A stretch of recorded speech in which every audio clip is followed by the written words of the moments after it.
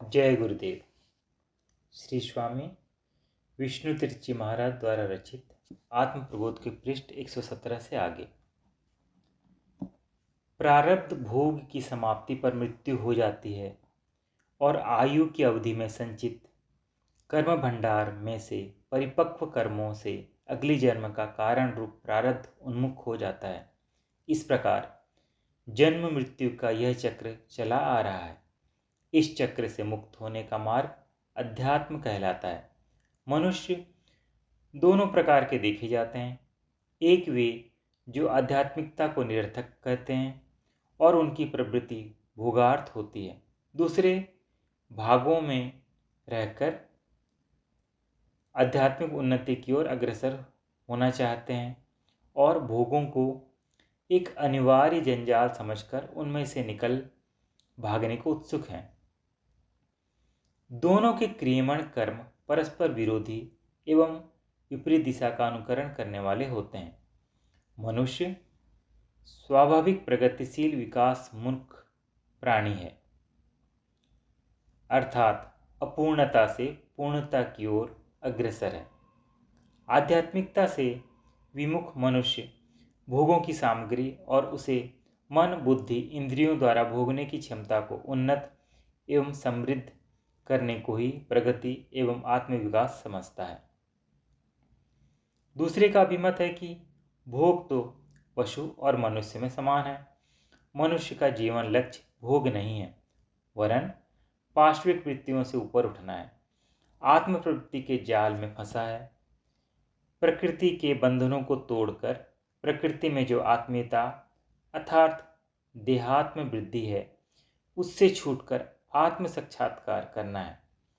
स्वर्ग आदि के भोग भी भोगी हैं, इसलिए उसका स्वर्गार्थ कर्मकलाप भी बंधन को दृढ़ करने वाला है और आत्म साक्षात्कार का विरोधी है।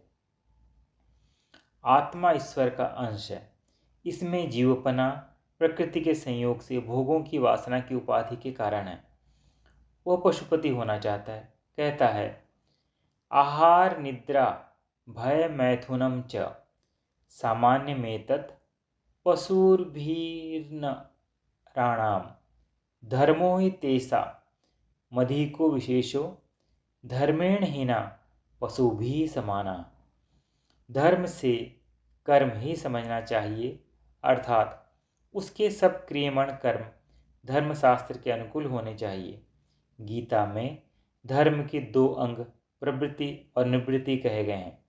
भोगार्थी को आसुरी संपदा का मनुष्य माना गया है, जो न प्रवृत्ति को जानता है और न निवृत्ति को। प्रवृत्तिम च निवृत्तिम च जनान विदुरासुरा। यह जन्म पूर्वकृत कर्मों के उन संचित संस्कारों का परिणाम है, जो पक कर फल देने के योग्य हो गए हैं और प्रारब्ध कहलाते हैं। प्रारब्धवश जो सुख दुख की उपलब्धि जीवन में भोगार्थ होती है, उसे भोगने पर ही प्रारब्ध का क्षय होता है। परंतु उनसे निर्मित परिस्थितियों में भावी कर्मों का करने का मार्ग प्रशस्त करना मनुष्य के दृष्टिकोण पर आधारित है। परमार्थ के पथिक का कर्तव्य प्रवृत्ति निवृत्ति धर्म का अनुयायी होता है। कर्तव्य परायणता कर्म फल की अपेक्षा नहीं रखती। ऐसे मनुष्य के लिए जीवन यात्रा एक यज्ञ है, उपासना है। उसकी प्रत्येक चेष्टा भगवती तीर्थ होती है। उसके प्रारब्ध सुख अपने ही सुख भोगों के लिए नहीं होते। दूसरों की सेवार्थ, दूसरों के दुख से दुखी होकर उनकी सहायतार्थ वह अपनी सुख सामग्री का प्रयोग करता है। दुखों से घबराता नहीं, सुखों की इच्छा नहीं करता। सब प्राणियों के हित को अपना हित समझता है। दुखों का आवाहन और सहनशीलता उसके लिए तप है। ऐसे कर्मयोगी का मन लोक कल्याणार्थ कर्मों से प्रसन्न होता है। मनोबल, धैर्य, सद्बुद्धि, आत्मपुष्टि, उदारता, निर्भीकता इत्यादि देवी संपत्ति स्वयं उसका वर्ण करती है और वह भी भगवान का प्रिय पात्र होता है। ईश्वर की कृपा से वह शीघ्र निवृत्ति परायण और राग द्वेषासी क्लेशों से मुक्त होकर मोक्ष मार्ग पर आरूढ़ हो जाता है। कहावत है, जो जैसा करता है वैसा ही भोगता है, अर्थात भोग कर्म के अधीन है। यदि भोगों से मुक्ति पानी है तो प्रथम कर्म से मुक्ति पानी चाहिए। यह कहा जा चुका है कि यह जन्म पूर्व जन्मों के किए गए कर्मों का फल है। यहाँ तक कि भविष्य में किए जाने वाले कर्म भी पूर्वांकित कर्मों के संस्कारों से प्रभावित होते हैं। इसलिए अब प्रश्न होता है कि संस्कारों का क्षय कैसे हो सकता है। जब तक संस्कारों का क्षय नहीं होता, यह चक्र चलता ही रहेगा। इसके लिए कहा जाता है कि अशुभ संस्कारों को शुभ संस्कारों से हटाया जाए। तन्मे मनः शिव संकल्पस्तु, ठीक है, समाज के लिए आवश्यक भी है। उसके सदस्य शुद्धाचार विचार के हों, परंतु एक बबुल के कांटे को निकालने के लिए सुंदर लोहे की सुई का प्रयोग किया गया तो क्या कोई उस कांटे के स्थान पर वह सुई रखना पसंद करेगा? शुभ संस्कार क्या बंधन के कारण नहीं होते? क्या शुभ संस्कारों का फल शुभ कर्म, शुभ कर्मों का फल सुख भोग दुखों को जन्म देने वाला नहीं हो सकता? दुख सुख सापेक्षिक है, दोनों का द्वंद्व ही बंधन का कारण है। लोहे की बेड़ी और सोने की बेड़ी दोनों के बांधने की शक्ति तो एक समान ही है। इसलिए शुभ कार्य तो करने ही चाहिए। जिस समाज में सभ्यता नहीं, उदंडता और उच्छृंखलता का साम्राज्य है, उसमें कौन रहना चाहेगा? परंतु बचना है संस्कारों से, कर्मों से नहीं। ये संस्कार कर्म क्षेत्र है, धर्म क्षेत्र है।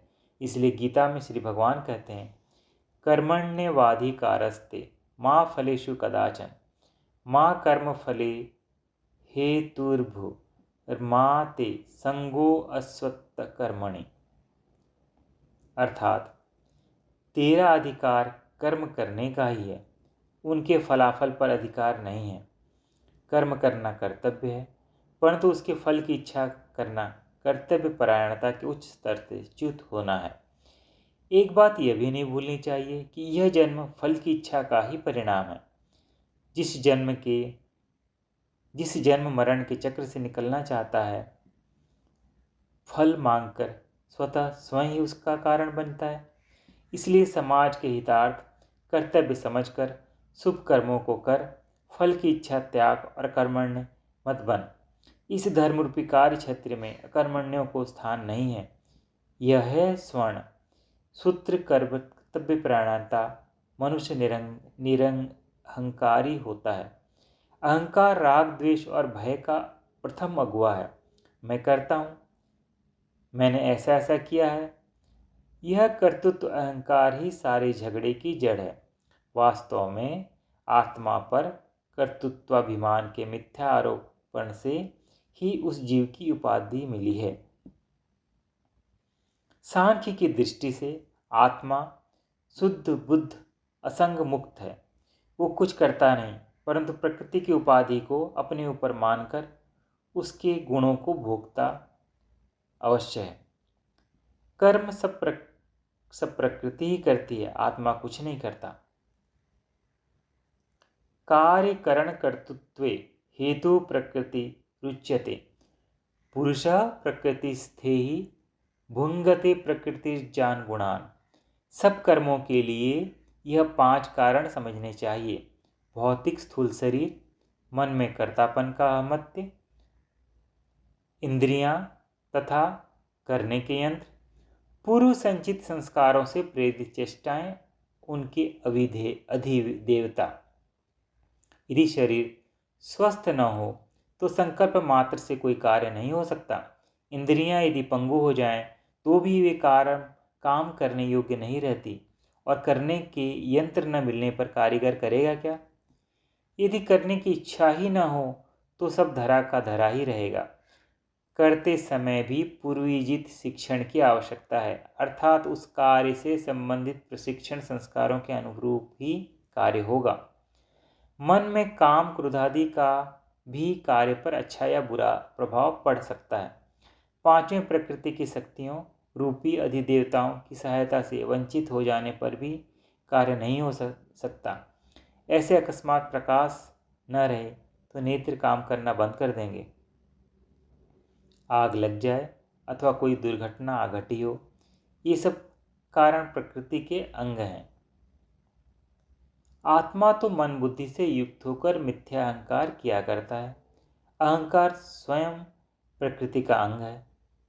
प्रकृति जो सारे विश्व का संचालन कर रही है, प्रत्येक व्यक्ति को भी कर्म चक्र में घुमा रही है। जैसे अनादिकाल से पृथ्वी, सूर्य, वायु, अग्नि, वर्षा आदि भौतिक संस्कार चक्र प्राकृतिक नियमों से बंधा चला आ रहा है। जैसे ही चेतन जगत वैसे ही चेतन जगत को भी समझना चाहिए। इसलिए ईश्वर परायण आस्तिक भक्त कहता है, मैं कुछ नहीं करता, भगवान तेरी इच्छा जैसी है वही होगा।